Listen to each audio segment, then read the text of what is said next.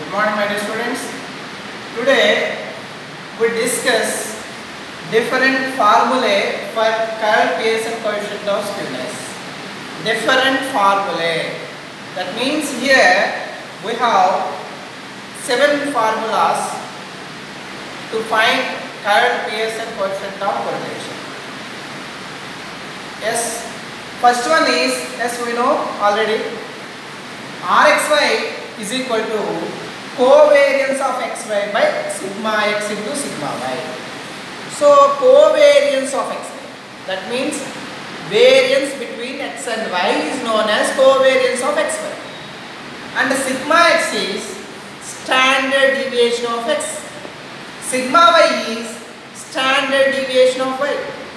That means here correlation coefficient is the concept related to two variables x and y, that means bivariate data. Here we have to find correlation between x and y. So another formula, Rxy is equal to expected value of x minus x bar into y minus y bar by square root of expected value of x minus x bar whole square into square root of y minus y, expected value of y minus y bar whole square. That means this is nothing but covariance by using expectation. This is sigma x. This is variance and square root. So it indicates sigma x. This is sigma y in terms of expectation.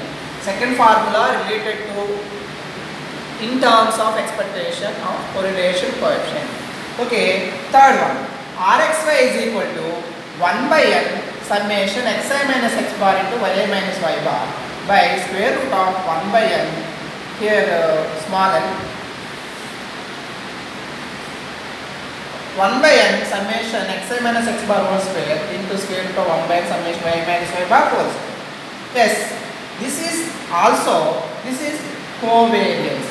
That we have the two variables xi, yi. 1 by n summation xi minus x bar into y minus y bar will give the covariance of xy, and this is a standard deviation of x. This is standard deviation of y. So this is third one. Fourth one, Rxy is equal to n into summation xi yi minus x bar into y bar by square root of n into summation xi square minus x bar whole square into square root of n into summation yi square minus y bar whole square. That means if after simplification of this formula we will get this.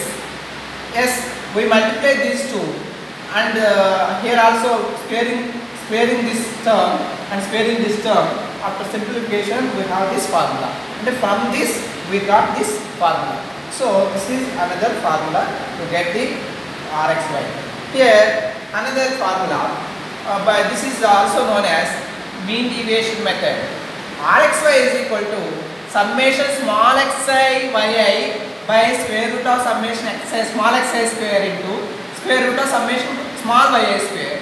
Here small xi is xi minus x bar. This is deviation, mean deviation. Small yi is equal to yi minus y bar. Here xi yi are given data and x bar y bar are means of x and y. So we are getting xi minus x bar, yi minus y bar. That means that we have the xi, yi. This is given data.